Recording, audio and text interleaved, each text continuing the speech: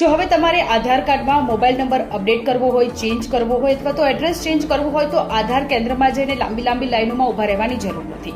હવે તમે ઘરે જ બેઠા આધાર એપ્લિકેશનના માધ્યમથી તમે મોબાઈલ નંબર ચેન્જ કરી શકો છો.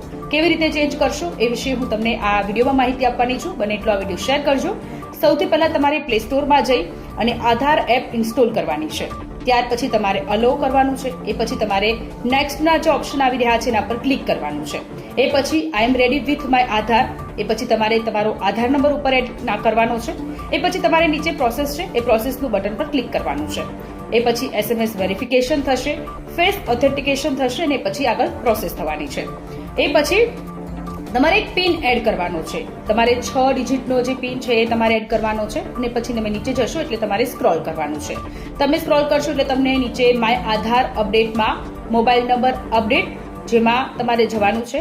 75 રૂપિયા તમારે પે કરવા પડશે અને પછી તમારે કન્ટિન્યુમાં જવાનું છે. તમારે નવો મોબાઈલ નંબર એડ કરવાનો છે અને પછી 30 દિવસમાં તમારા આધાર કાર્ડની સાથે તમારો જે નવો મોબાઈલ નંબર છે એ લિંક થઈ જશે.